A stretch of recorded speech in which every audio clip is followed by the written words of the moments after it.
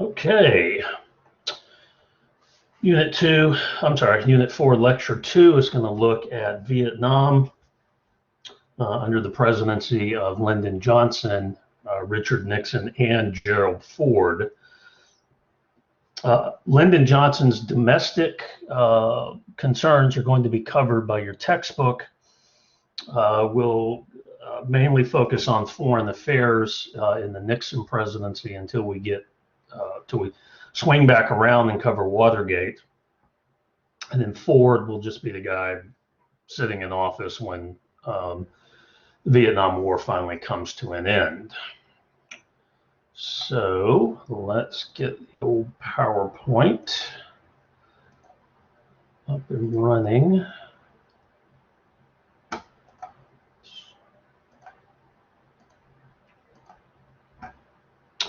So we left off last time at the end of 1963. No Dien Diem was overthrown and murdered on November the 1st, 1963, and then a few weeks later, John F. Kennedy was assassinated in Dallas. And so this gives us a new president, Lyndon Johnson. Initially, Johnson tried to avoid any further escalation of the Vietnam War. And in fact, in the 1964 presidency, he painted his opponent, Barry Goldwater, as a warmonger who would lead the United States to nuclear war. But it will be Johnson who will escalate the war dramatically until by 1968, there are 500,000 troops in Vietnam. Now, not all of those are combat troops. A lot of them are support troops. But again, Johnson had been elected with the idea that he would not escalate Vietnam and wound up doing so.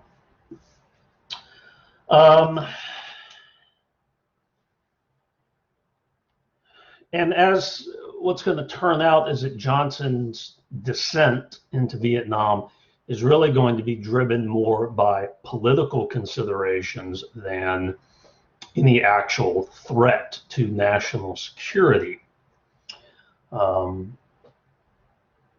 Johnson felt that if the United States lost prestige in Vietnam, that it would cripple his administration and he would not be able to get his domestic programs accomplished. His quote, one of his more famous quotes in talking about Vietnam, let me pull it up real quick and I'll just drop it in.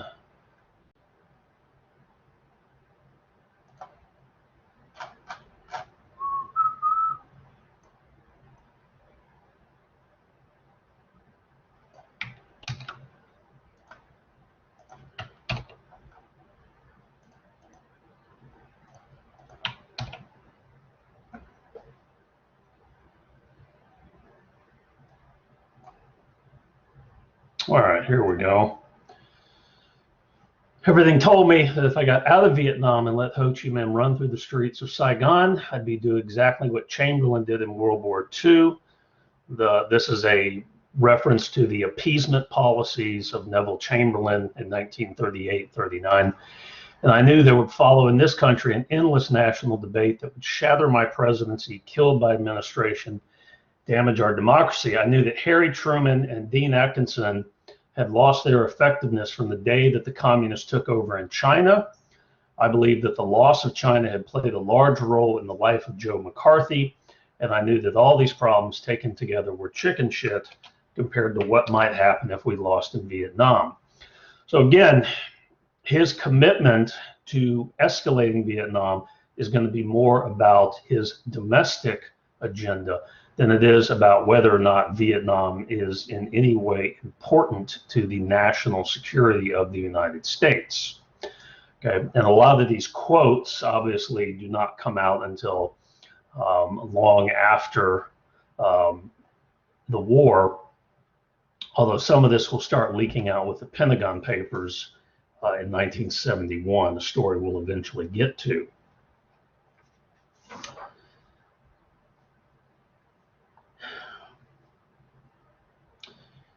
Unbeknownst to the American public, the United States, which had claimed to only be sending military advisors under the Kennedy administration, had in fact been escalating the situation. In 1961, the CIA and the Navy had begun what was called Operation 34A, which basically involved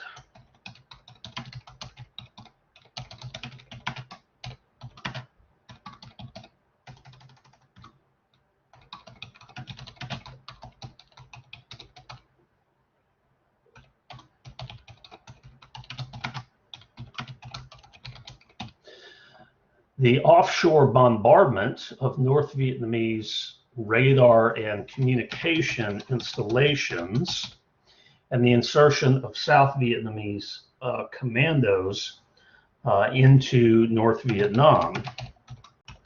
And this has been going on since 1961, a highly classified project that did not come to attention until over a decade later. Obviously, the North Vietnamese were not particularly happy about this, and so began stepping up their reprisals against the South Vietnamese commandos and in general against South Vietnam. So what we're looking at here is basically a lot of sabotage operations, increasing in frequency in 1964. Eventually, the North Vietnamese fought back. On August the 2nd, 1964,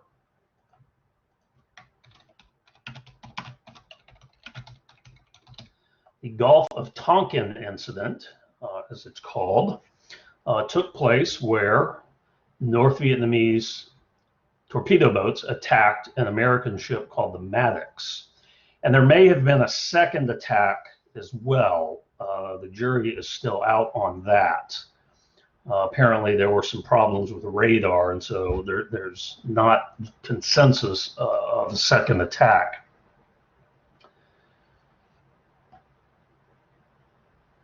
Lyndon Johnson and the Secretary of War, a guy named Robert McNamara,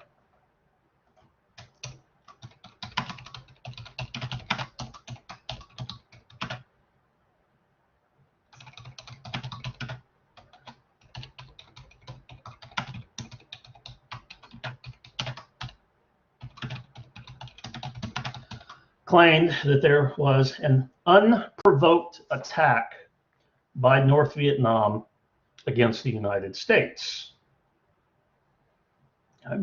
Lyndon Johnson went on television and said this. The Secretary of Defense said it before Congress. Of course, neither Johnson nor the president, neither Johnson nor McNamara informed Congress about the CIA's secret operations for the last 3 years. And they sure as hell didn't tell the American people. And so they're able again to present this as an unprovoked attack by North Vietnam against South Vietnam. So this led to the beginning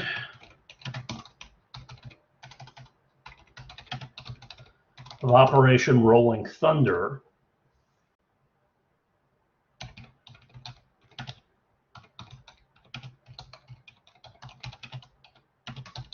where the United States will begin a massive aerial bombardment of North Vietnam that will continue until 1968. Now, we can see here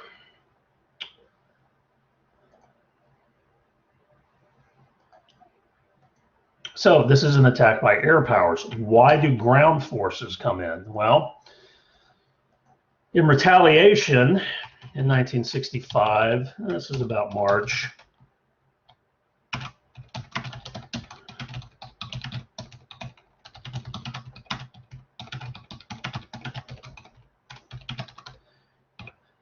VC forces began attacking the U.S. Air Force at a place called Bien Ho, which is Bien Hoc.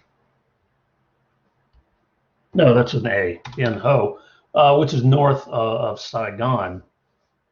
And so that led in April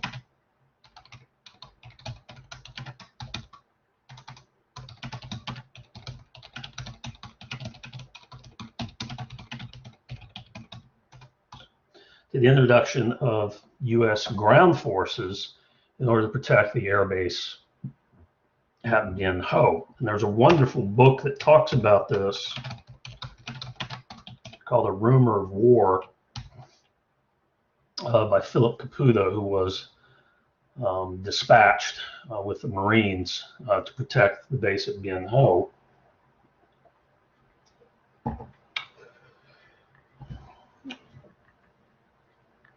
Now, let's get our teams straight here before we go any further. All right. So we need to figure out what the teams are. Okay. We have the United States, all right, and we have what is called ARVN, which is South Vietnam's army. It's called the Army of the Republic of Vietnam. It is South Vietnam's army. On the other side, we have North Vietnam's army, which sometimes called the Popular Front, sometimes goes by other names. We're just going to use NVA. All right. And then the Viet Cong, or VC, who are essentially guerrilla troops in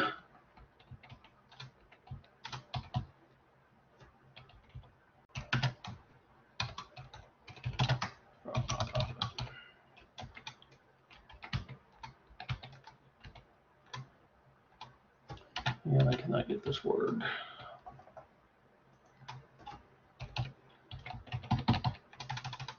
There we go.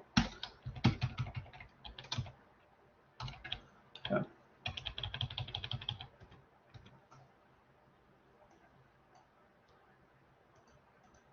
There we go. All right, so we have the U.S. and ARVN, which is South Vietnam's army, versus the North Vietnamese army and the Viet Cong. Okay, so these are going to be the two groups, the four groups basically battling for the rest of the war. And it is really wrong to present the NVA or the Viet Cong as just a bunch of untrained farmers. The Viet Cong have been fighting since 1946. They were a highly disciplined, highly trained group.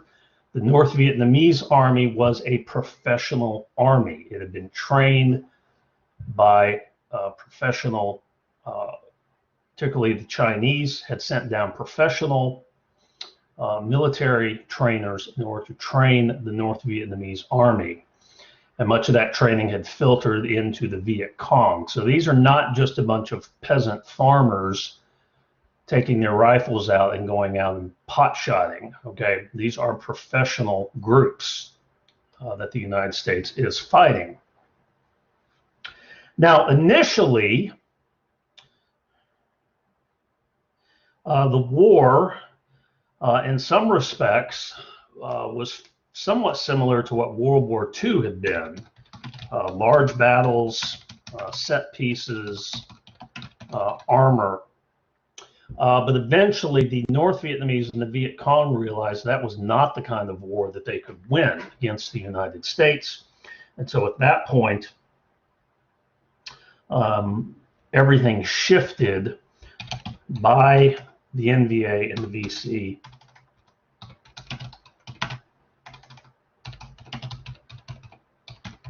becoming a small unit insurgency.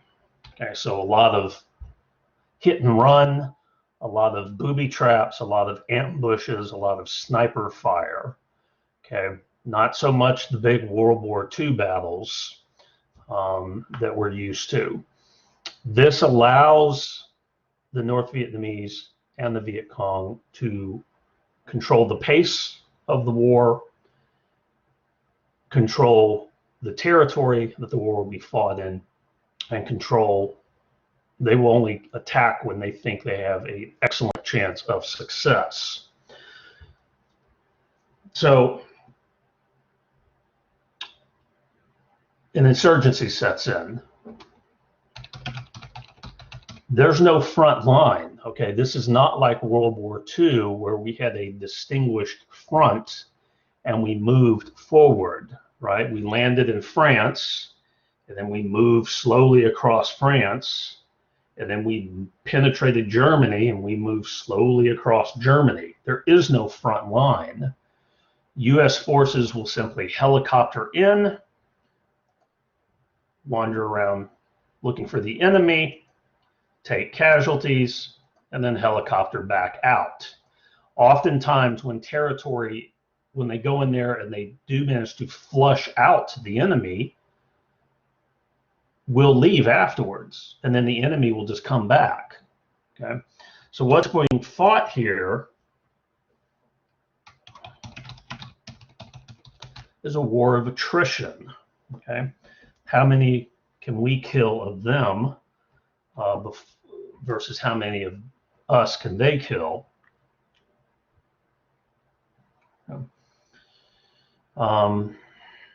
And so it becomes not so much about how much territory do we gain, but this word, the body count. Okay, how many bodies are we finding after the battles? Again, Philip Caputo, in A Rumor of War, for a brief period of time, was called the officer in charge of the dead. And it was his job to go out and tally up or be sent reports tallying up the number of dead Vietnamese and also dead US troops. What we're essentially here doing is we are in somebody else's civil war. And the State Department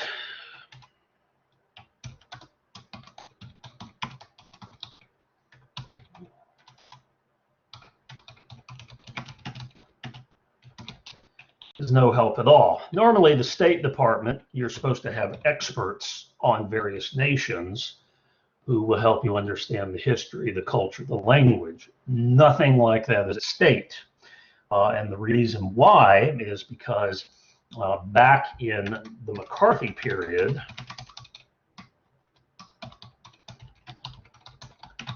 all the Vietnam experts, okay,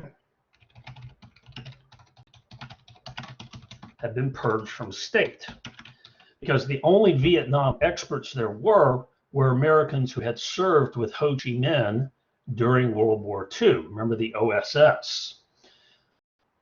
After World War II, these guys had written reports saying that Ho Chi Minh was an okay guy, and if the US threw a few $1 million his way, he'd probably be on our side forever. Well, it's okay to say those things in 1945, 46. It's not okay to say them in 1952, 53. And so everyone who knew anything about Vietnam had been purged completely from the State Department because they had said nice things about Ho Chi Minh back in 1945. So here we are in a civil war where we can't tell the enemy from the good guy, or friendly from foes. We're not bothering to actually conquer and hold territory.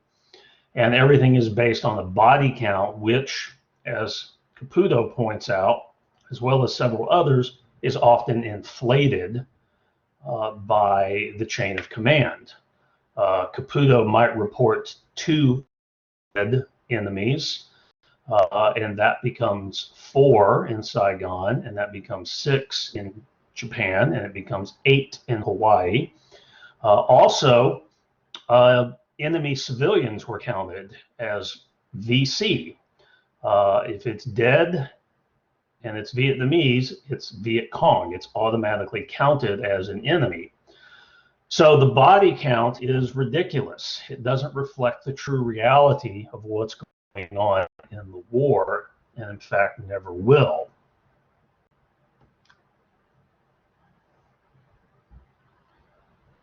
All attempts to destroy the Ho Chi Minh Trail failed. Again, even when we drive the enemy out of an area, we leave the area and allow the enemy to come back in.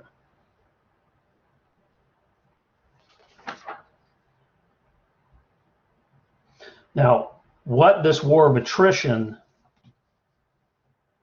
whoops, I got papers going around here. There we go. So what is this body count supposed to do? Well, basically, by focusing on the body count, we believe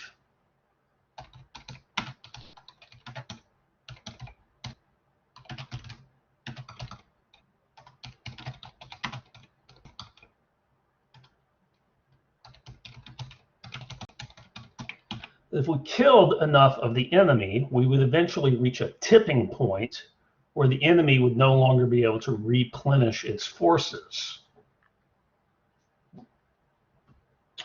And the administration believed that we have reached this point.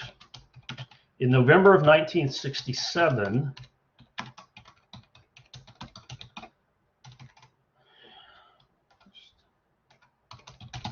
the enemy, the general in charge, the American general in charge of Vietnam, General Westmoreland, came back to the United States, went on a public relations tour, and believed, based on the body count, that victory was finally in sight. Okay? The end comes into view. Light at the end of the tunnel.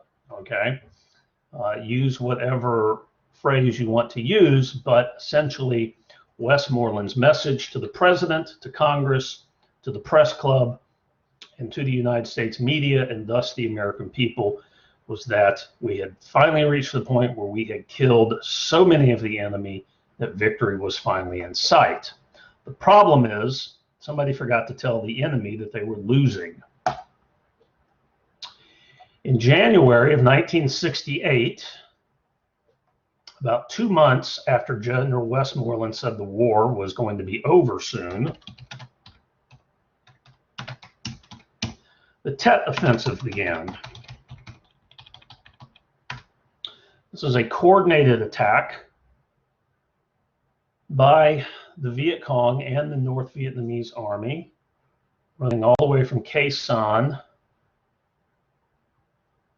down to Quang Long at the bottom of the country. There are over 100 coordinated attacks. These are only the major ones.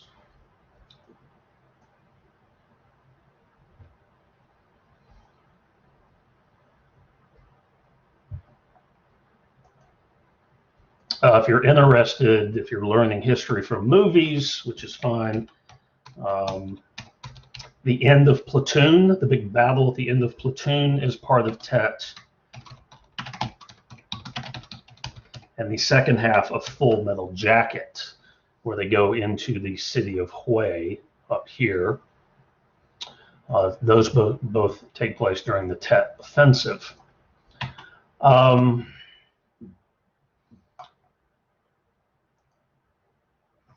Again, it is a terribly destructive attack. This is in Saigon, and in fact, the courtyard of the American embassy in Saigon was captured for 6 hours by the Viet Cong.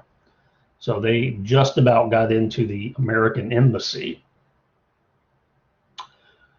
Most of the battles puttered out fairly quickly within a few days, except for Hue. The fighting at the city of Hue continued for a month, and most of the city, at least a good chunk of it, was destroyed. While the North Vietnamese were in South Vietnam, they also settled some scores. So there are mass executions of South Vietnamese civilians, particularly in the city of Hue, and in Saigon. A lot of South Vietnamese are simply rounded up by the communist forces and executed.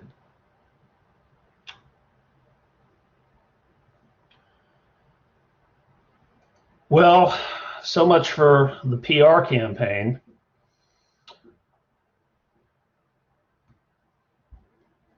All that light at the end of the tunnel turned out to be a train coming right at us.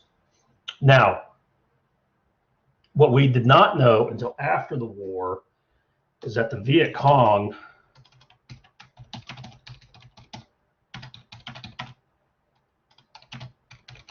pretty much blew themselves out in Tet. The Viet Cong would not return to the kind of strength that they had until almost the end of the war. So it's pretty much going to be the North Vietnamese army that the U.S. is fighting from this point forward. And again, the North Vietnamese army is a professional army, okay? It is not a bunch of farmers and peasants. Okay, they are professionals. They are professionally trained. They have professional equipment. They have tanks. They have anti-aircraft. They have missiles. Okay, they have all the kind of equipment you would expect an army of the 1970s to have. All right.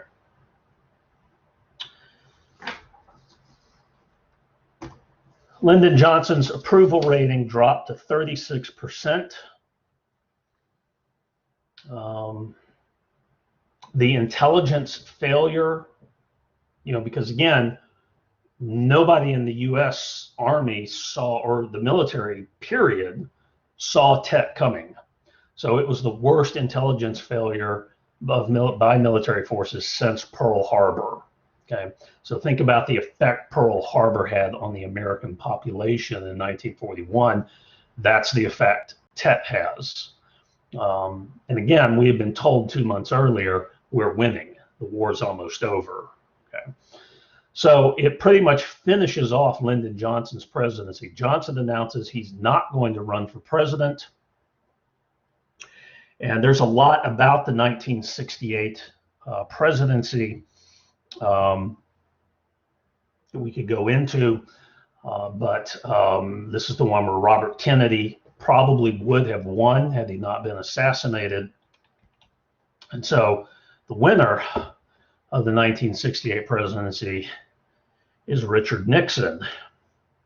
Now, Nixon, we haven't seen Nixon since 1960 when he lost the race for president against Kennedy. He then attempted to run for governor of California and lost. But he had slowly begun rebuilding himself. F. Scott Fitzgerald once said there are no second acts in American lives. It's because he never met Nixon. Okay, Nixon had rebuilt himself as the mature Nixon, the elder statesman Nixon, leaving behind the hard ideological edge that he had had in the 50s. The mature Nixon. And of course, Nixon will reinvent himself again after Watergate. Something we'll get to eventually.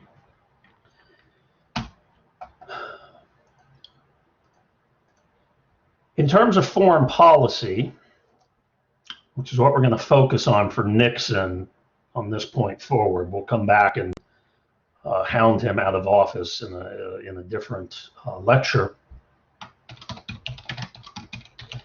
Nixon came up with what he called the Grand Design, and this was the first really rethinking of American foreign policy since 1950, since NSC 68.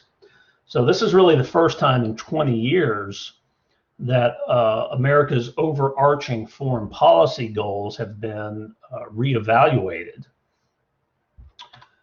So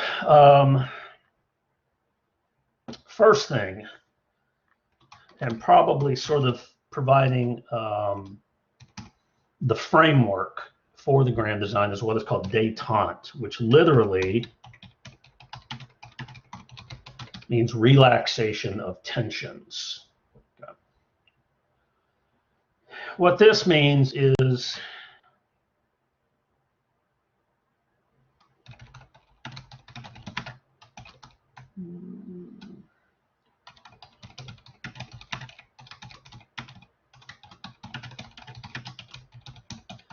defrost the Cold War with the Soviets. Okay, the Cold War is expensive. All those nuclear weapons cost money. All these armies cost money.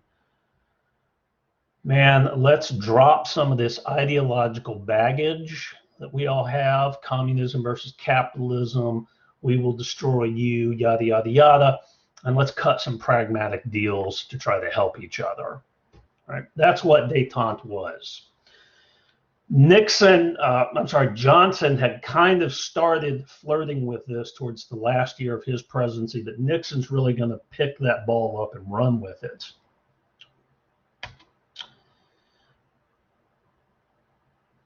Fortunately, the Soviets were in the mood to make deal because the Soviet Union, despite covering 1/6 of the Earth's landmass, could not grow enough food to feed its population. And so the Soviets, and a lot of this has to do with the fact that, and I kid you not, the decisions made about how to farm in the Soviet Union were made by bureaucrats sitting in offices rather than by farmers who actually work the soil. Okay? So anyway, the Soviets need wheat. They're going to keep needing wheat for the 70s, the 80s, whatever. And so they're in the mood to deal. Okay? The Soviets need some wheat. So they're certainly willing to make some deals with the United States to gain access to American wheat. What the U.S. wants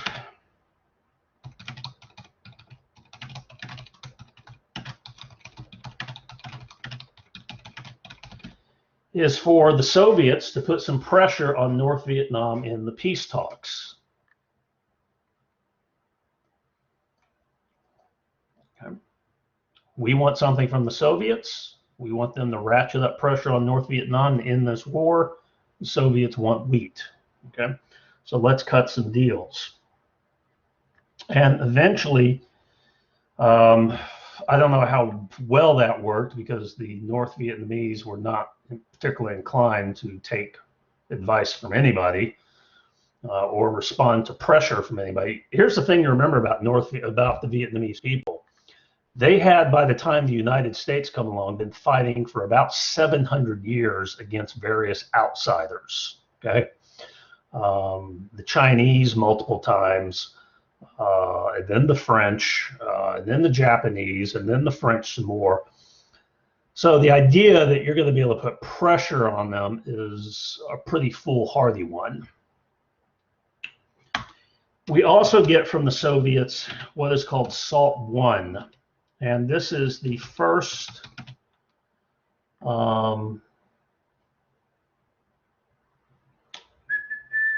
limits on nuclear weapons. Okay, the SALT I treaty. Basically, we limited how many nuclear weapons each side could have. Okay.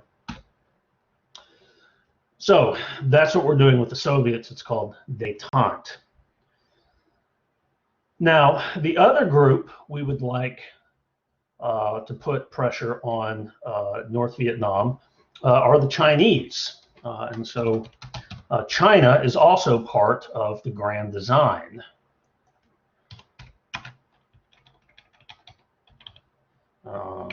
I'll go ahead and move this to a new slide.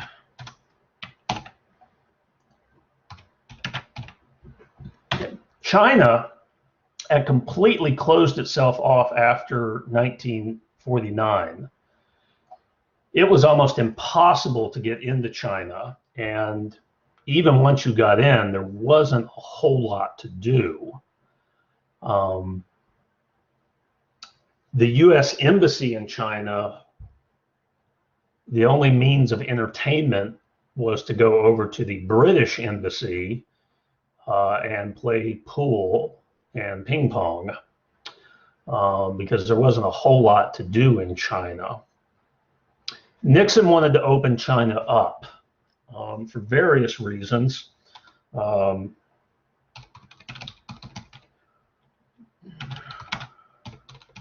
A new market for goods. Who's to say the Chinese don't want to buy American cars or television sets? All right, so we could get a new market for American goods if we can get China to open up. And hopefully, we can get the Chinese to put pressure on North Vietnam as well. Nixon becomes the first president to visit China, seen here with Chairman Mao. Nixon visits the Great Wall of China, the first president to do so. So again, this is seen as a success, obviously, opening up China and bringing them into the world economy. What's not so much a success are the next two parts of the Nixon Grand Design.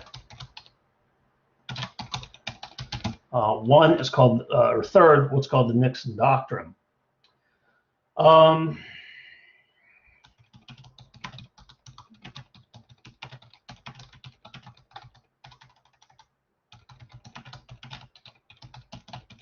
Let some of our allies carry the weight on containment. The U.S. since the late 1940s has pretty much been shouldering the responsibility and the cost of containment. So it's probably time to let Japan, South Korea, Iran, some of our allies in the East, some of our allies in the West, some of our allies in South America carry some of the weight on containment. This led to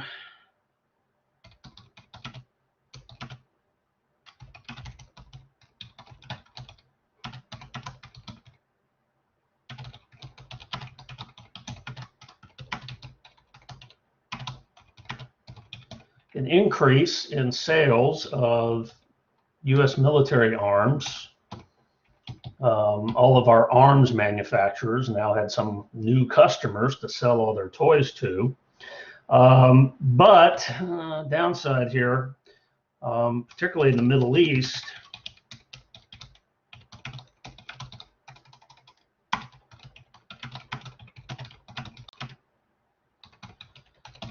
they had to raise oil prices to pay for the weapons.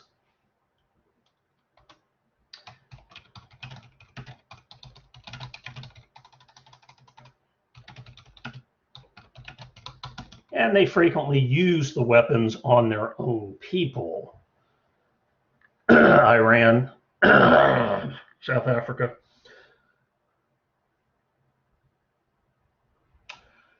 So I'm going to call this one maybe a failure. Okay. Causes the price of oil to come up, causes, frankly, a lot of people who shouldn't have access to weapons to get their hands on them. And then the fourth part of the Grand Design, Vietnamization of the war. Basically,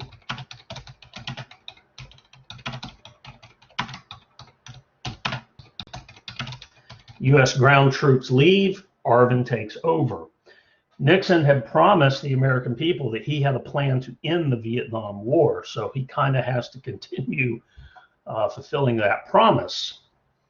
And so under the Nixon presidency, the draft ends and U.S. ground troops begin leaving.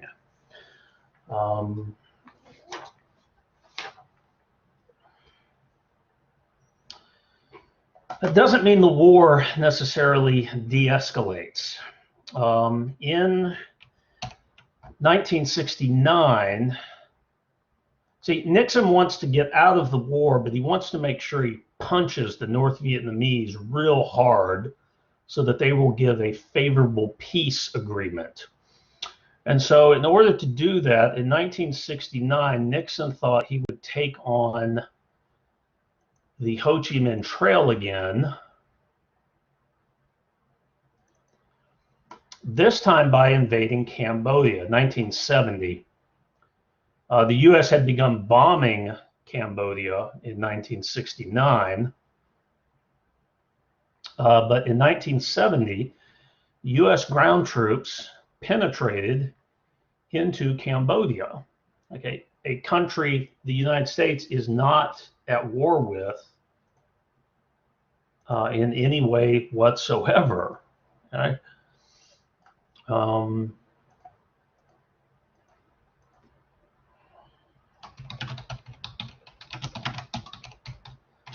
The Air Force had already been secretly bombing Cambodia. In fact, planes would take off, and then once they took off, they would be given new coordinates, and those coordinates were coming directly from the White House, from Henry Kissinger, the head of the National Security Council, who somehow still is not in prison.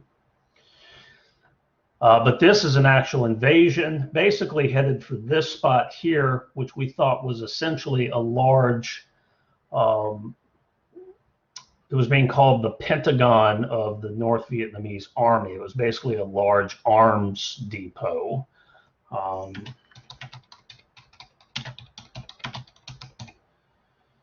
This is along the Ho Chi Minh Trail.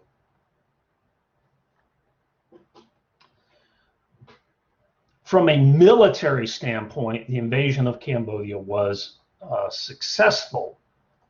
The United States invaded and destroyed, not as big as we thought, but we still invaded, cost them, and destroyed it.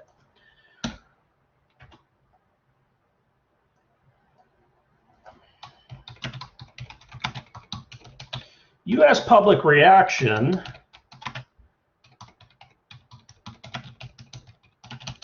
was not as thrilled. The anti-war movement, which had somewhat died off when the draft ended, suddenly came back to light. During the protests, 4 students were killed at Kent State. Some students were killed at Jackson State in Mississippi. And there were so many anti-war demonstrators who marched into Washington, D.C., that the Army was called out to place a machine gun nest on the roof of the White House. Okay, so this completely reinvigorated briefly the anti-war movement. But it led to no other changes.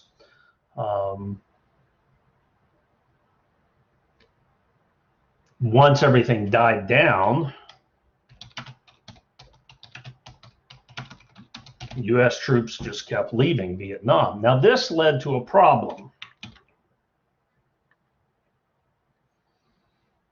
Ever since Vietnamization had been announced, you know, again, U.S. ground troops are leaving. That's what Vietnamization is, okay? We're going to split. Well, the problem is the U.S. troops remaining in Vietnam decided they didn't want to go out and fight the war anymore.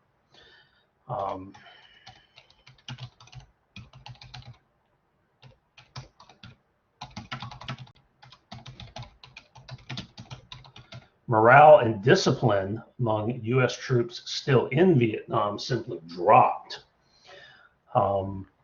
Troops, you know, everybody knew they were going home. So why don't we sit here at our fire base and wait for our orders to go home, right? Nobody wants to die a week before they're leaving Vietnam. Officers who attempted to instill discipline found themselves being killed by their own men, what's called fragging. Drug use was rampant.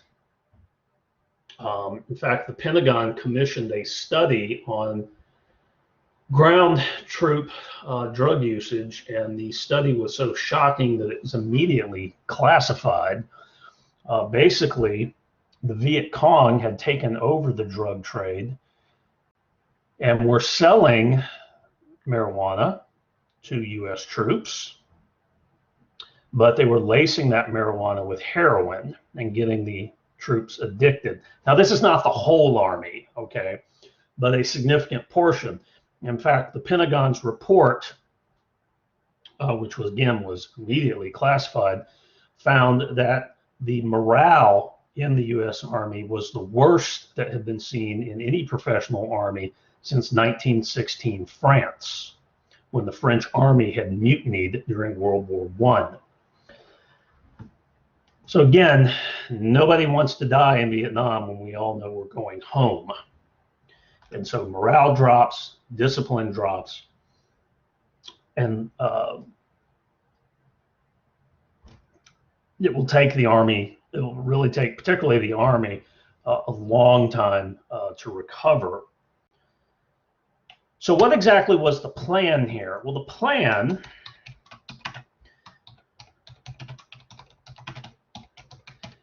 again, U.S. troops are not going to be in the ground war. ARVN is. But they're going to be helped by U.S. air power. Okay? So the plan is we can keep South Vietnam alive by hammering North Vietnam with air power.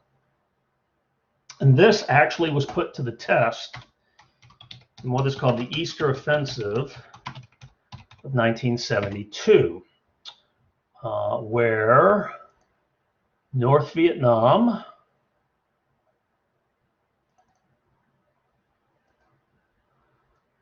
troops crossed the border,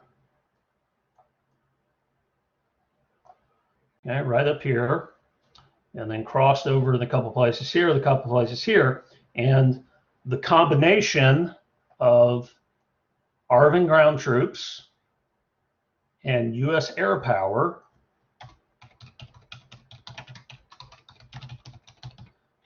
drove back North Vietnamese troops. So this was the plan.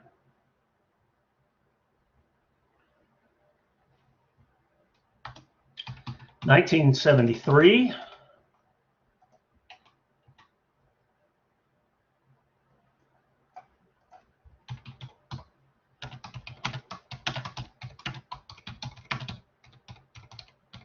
the United States and North Vietnam signed a peace agreement.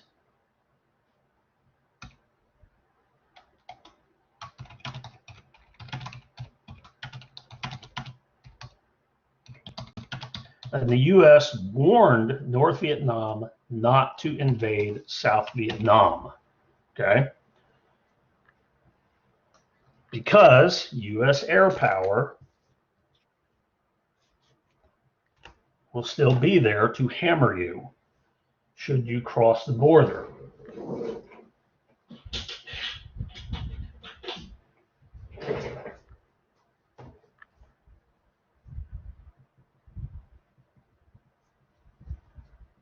And everything looked like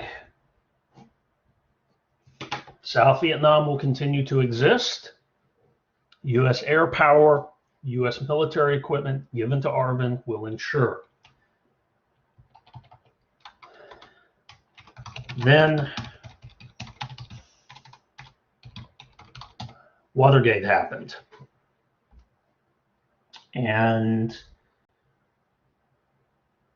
as Nixon's power began to drop, Congress began taking back control of policy in Vietnam.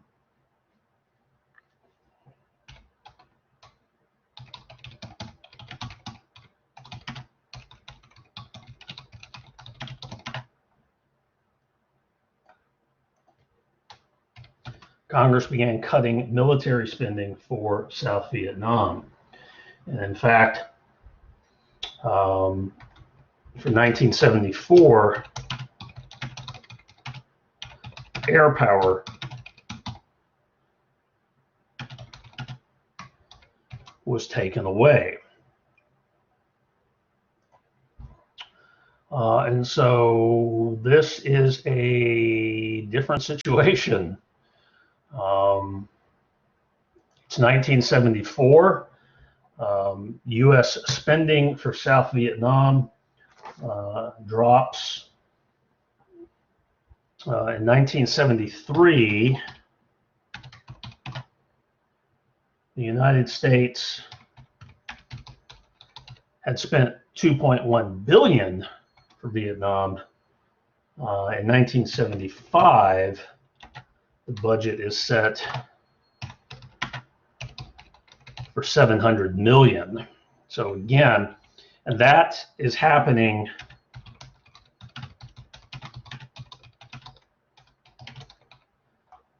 while the cost of oil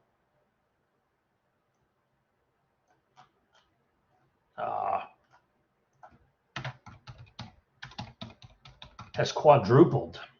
Okay, so what begins to happen is that the South Vietnamese army doesn't have enough gas to run their vehicles or their planes or their tanks or anything else.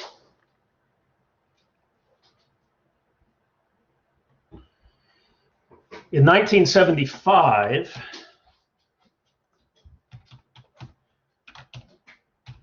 North Vietnam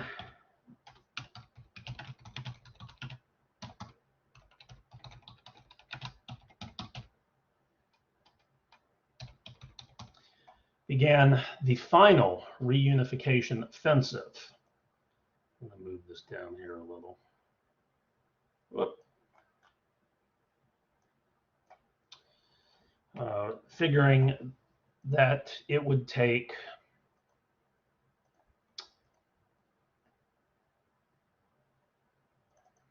two years to conquer South Vietnam. It took 4 months. The North Vietnamese rolling across the 17th parallel, rolling into the highlands, the Central Plateau, and eventually converging on the capital. Again, North Vietnam thought this would take them 2 years. It took 4 months for them to conquer South Vietnam once and for all. Again, the South Vietnamese army out of money, out of fuel, rationing bullets, for God's sakes.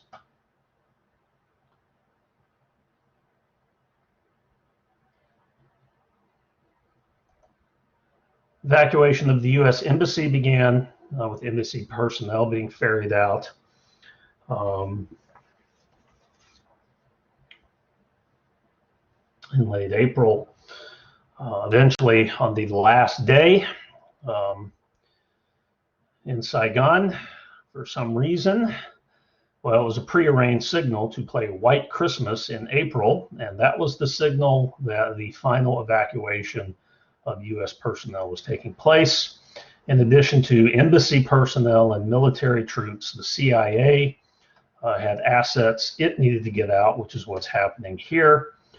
Helicopters, the airport was cut off. The North Vietnamese had begun bombing the Air Force at the Saigon airport, and in fact, in one case, a plane, as it was taking off, blew up. It was hit by a North Vietnamese shell, and that plane was carrying orphan children. So everybody has to be coptered out, and then there's not even enough room for the helicopters to take them all home. And so many of them dumped into the sea. And this becomes our final images from Vietnam.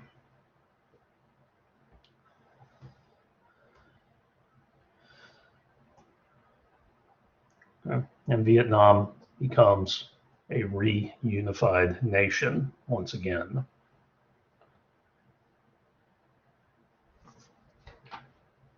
Okay. In our next video, we are going to take a look